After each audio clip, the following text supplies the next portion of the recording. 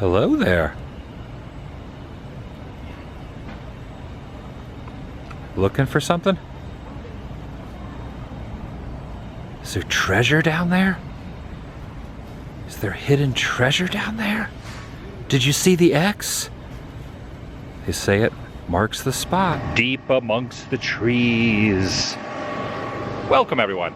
TheDailyWoo here, coming to you from the heart of Yosemite National Park, where I and my family will be boarding a bus tour called the Grand Tour that's going to take us to a plethora of places. I'm inviting you and you too to join me. Shall you? You are here. Well, I'm here. Right about there. I'm just going to pan out and give you a general consensus of the area. I would imagine that most of the places that you're reading on this map are the places that we're going to stop, but I'm not 100% sure. I'm just kind of along for the ride, hopping on a bus, and wherever they take us, no one knows. Our pony has arrived. Well, it's not really. It has horsepower, so I guess it falls into the same equation, but it's just basically a big tour bus. Sentinel Rock is 3,000 feet in height above the valley floor. So a beautiful open area, very close to Yosemite Lodge. What happened here was the ponderosa pine trees died. Almost every single one of them was killed by a pine bark beetle. This guy's some applause. Great job. It's amazing. You too. He's got his music on. He's running 10 miles. You walk up the old Stagecoach Road and get these great overviews of the valley. It goes all the way to near the park exit on Highway 120. So as we go through this mine shaft, albeit bigger than most mine shafts, and even artistically designed by the gold miners, I want to talk to you about gold mining. Now you're in the California gold country. Certainly not what we're seeing today for the most part, because that's granite rock, and gold was not mined in granite rock. But in the volcanic mountain range to the west of us and east of us, gold mining was an important part of our American history. There sits a 10-story rock. Oh my God. How in the world did it get there? How did it get there? You guys are awful quiet. The Gorn. You've been paying attention? It's erosion. Thank you. Glaciers. First stop off of the tour, this beautiful meadow. Check out the flowers that are growing wildly down there. I'm not allowed to cross over this fence line. In fact, they have a sign here stating, "Give plants a chance. Please stay off." Do not want to go trotting off through there. As beautiful as it is, you just have to view from afar and let nature do its thing. There's a little teeny tiny pond right there. If you did walk out there, you might not notice it and tumble into it. It's not very large, it's only like 4 or 5 feet in diameter. I wonder how deep it goes. And that would be, with gusto now, please, Chief Tenaya. Chief Tenaya. Yeah, that was good. You guys did good. Okay, now, the name of the tribe that lived in Yosemite Valley, they were the Awaniki. Awaniki. Not so good with that one. Let's do that again. Awaniki. Awaniki. Okay. And they were a branch of the southern Miwok. Let's hear that. Miwok. Miwok. Yeah. And the rock that we call El Capitan, for them was the rock chief, Takadula. Takadula. Oh, shit. That law became the Yosemite land grant legislation, and the sentence in that law started all national parks. So of course I'm going to quote that sentence for you. The land shall be set aside for the rest, relaxation, and enjoyment for all people for all time. There it is, folks. The genesis of all national parks. The overhanging rock at Glacier Point. It's off to your left when you get out there. So Teddy's on the left, and the other gentleman's name was? John Muir. John Muir. Teddy's the one with that look, like he's going to charge San Juan Hill. John's the guy that looks kind of spaced out. If we continue up the trail, just a ways is Glacier Point. But I wanted to get a view from this angle as well. Very breathtaking. And right down there, in the center of the screen is a waterfall. Take the zoom lens and see how close up I can get to it. Here's a shot of both of them, the upper waterfall and the lower waterfall, both in frame. Pretty freaking cool. Take a look at that as it cascades off of the rock. It's huge, but from where I'm standing, it's really hard to gauge on how big it really is. And there's another section of it right down there. Let's get way up on it. Look at that. You can just hear the power of it from a ways away. Even from way up here, you can hear it. The upper terrace, pictured here, you got the overhanging rock, Yosemite Falls, Mount Hoffman, the North Dome, the Basket Dome, all that is right out there. That's Yosemite Falls, different than the one I showed a moment ago. This one looks to be just a little bit higher as far as the elevation that it drops down. But it also has an upper falls and a lower falls, which is down here. You can zoom way in, you can kind of see it there careening through the mountain itself. So awesome. On this side we have Tenaya Canyon and Mirror Lake. That would be what you're looking at currently. And then up a bit is what is known as Half Dome. And then to the left is Cloud's Rest. And then the Echo Peaks as I shift to the left just a bit. Selfie time. What are your thoughts on the overlook? It's amazing. Never seen anything like it. My first impression was to climb out on that rock, but as I started to go over the side of the railing, there was a sign stating "Do not enter." There it is. I mean, I guess you could break the rules and hike out there. It would be an epic picture, but I'm not going to take any chances, probably for my own safety. I don't want to have a brisk wind push me off the edge and go tumbling down. Next best thing is to just teeter on this rock, which doesn't tumble down over a ledge, but you can get right up here and survey the layout just a little bit above where all the other tourists are. Take a good little panoramic swirl.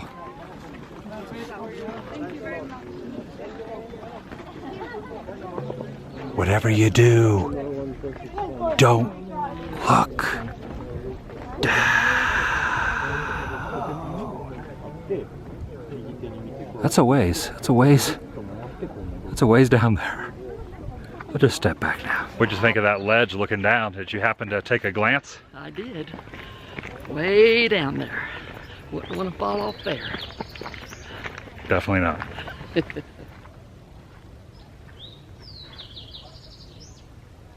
I like the ambiance of the bird chirping behind me. Just listen closely.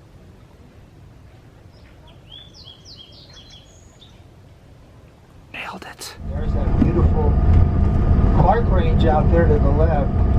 The Mount Clark, Red Peak, Red Peak. I always tell Red Peak because it's the one that's reddish and taller. And everything we see out there to the south of us is within Yosemite National Park. And there's Highway 140 winding its way alongside the Merced River route towards Mariposa. Great view of the Sierra Foothills. And we are now in the Willona Valley, and we have just a few minutes to go before we get to the hotel. This is the Willona Hotel Fountain, designated by that placard down there. And this is now called the Big Trees Lodge, originally the Willona Hotel. Check out the roof. It's a very unusual roof line. I guess technically they aren't shingles. Still in good working order, but they're just parts of it that's protruding up, all that wood chunks up there making the roof line.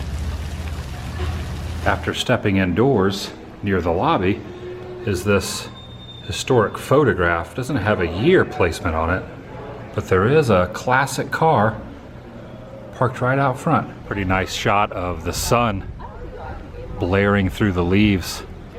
Trees are definitely getting taller in this neck of the woods and a little more unusual looking. Look at this one here. Going up, it almost looks like elephant trunks or like tentacles. Hey, little guy. You in a hurry to get somewhere? He's trying to hide now. He's playing hide and go seek with me. Oh, wait, no, wait. Nope, I still see you. Nice old school covered bridge over a riverway. And off to this side, some stagecoaches. It's like stepping back in time. Look at these things. There's about a dozen of them.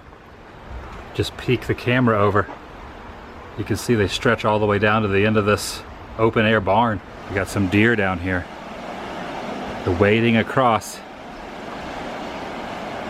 They're making their way across the waterway. There they go. Hopefully it doesn't get too deep for them. You don't want to go swimming. They just want to cool off a bit. There's like a whole western town back in here. Some horse rides off in the distance. Some cabins, some old homesteads all around. Even an old jail. Powder House Jail, as stated right there.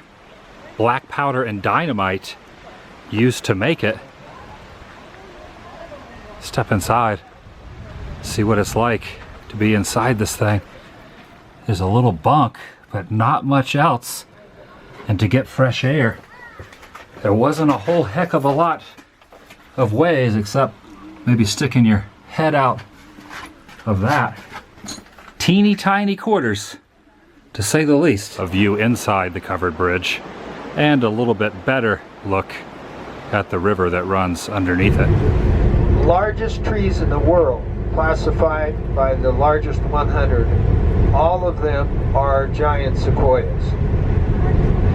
The giant sequoias are also among the oldest living things on the face of the planet. Now, when we make this turn here, there they are. Thanks for that applause. I'm clapping myself. Look at the top. Look at the canopy of these trees. You can imagine what it's like up there. That's a special world. There was an article in the National Geographic where they actually studied the canopy. The rock climbers climbed up there and lived among the tops of the trees. First impression when we turned that corner? That was magnificent. Those huge sequoias. I'm impressed. To get a horse up on the back of that tree and stand with it like this, you have to have a well-trained horse. Okay, the tree, we're not sure how long it's been laying. Pretty amazing famous photo of some guys on horses, and their horses were standing on the top of the tree. This very tree, way back in the day. Preservation for hundreds, maybe even thousands of years, because they contain tannin that resist the insects and the agents of decomposition. So the rule for a pine tree is it will decompose over the period of its life. So if it stood for 100 years, it falls, it'll probably decompose in 100 years. This one maybe was 2,000 years old when it fell, and that rule kind of holds up. Maybe 2,000 years, maybe even longer. Some of these trees have been found to be buried, and they're lasting even longer than the ones above the ground. If you look closely, you can see some inscriptions. People have carved their names and years and dates in the side of it.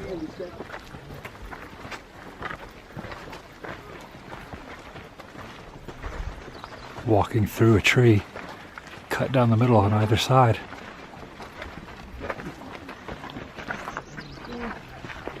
I can't imagine a more beautiful sight than I'm looking at right here. This group of trees are called the Bachelor and Three Graces. To me, this is the epitome of beauty, defined by Mother Nature. I would call this group the harmony trees, rather than the Bachelor and Three Graces. In my opinion, the most beautiful tree in the world. That's just my opinion. But I've seen a lot of trees, and I can't think of any other tree that is as beautiful as this Grizzly Giant. Aside from its beauty, it has a reputation for size. It is a long ways from the biggest giant sequoia in the world, but I can tell you that at the base, its diameter is exactly that of the Sherman. So if you were at the Sherman tree, you would not see a wider tree at the bottom than this one. Up close and personal with the one and only Grizzly Giant. Look at the girth of that trunk. And he was saying the branches are wider than a normal tree's trunk, 7 feet wide. That is quite a sight. The Grizzly Giant. President Theodore Roosevelt in 1903 stood at the base of the tree. You can see him there in the middle. It's not in this exact angle, it's actually around just a little bit. So if we move this way, you can see the slightly burned section from a fire a very long time ago that charred the base. But right there, smack dab in the middle, is where President Roosevelt would have stood with the rest of his crew. And I personally think this is the best spot to get the magnitude of this. Look at that. Holy cow, that's something else. For many years, I've seen postcards and or photos of this, the California tunnel tree. I've always wanted to see it and walk through it. And I'm about to make that happen. Look at this. You can walk directly through it. I have to wait in line though. There's a few other people in front of me, including my sister. I know it's a little dark, but I'm about to get my photo taken. She's taking the picture now. I just did it. I walked completely through the California tunnel tree. Bucket list item achieved. There I am, way down there. Well, way down there compared to the limbs, but that's me right there. Documented. Here we have a sugar pine cone, which we were talking about in the other video, being one of the biggest pine cones in the world. Look at that, compared to that water. What size, how many ounces is that water bottle you're holding? I don't know. Compare it. Oh my goodness. Well, what is that, like a 32-ounce water? This is a 33.8 fluid ounce bottle. Compared to that. If this was a bottle of water, I'd be sitting pretty right now. Instead, I can sap on my fingers. In comparison to a sequoia cone, so you plant that in the ground and it'll make a sequoia tree? Yeah, look how tiny it is. I think the big tree would come from the big cone. Yeah, who knew? Oh, no. It's so bizarre. Yep. Is that alive or dead? Are you living? It's like some sort of longed antenna beetle there. I don't know, it's not moving. It's actually a video, but do your best like still photo on the count of 3. 1, 2, 3. Nailed it. All right, count of 3. 1, 2, 3. I think that's going to be a good one. It's when the angle of the sun is 21 degrees.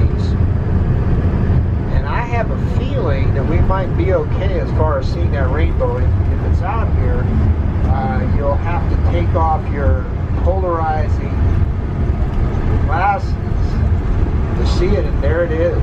Oh yeah, at a certain time of the day you can see a rainbow on the waterfall over there. Yeah. Let me zoom in on it, see if I can see it a little better. Oh yeah.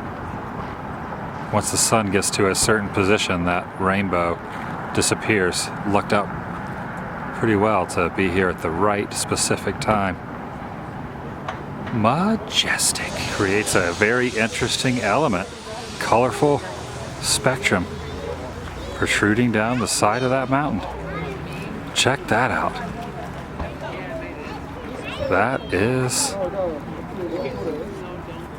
pretty freaking cool. Ground level view of Yosemite Falls, between the two tree lines there.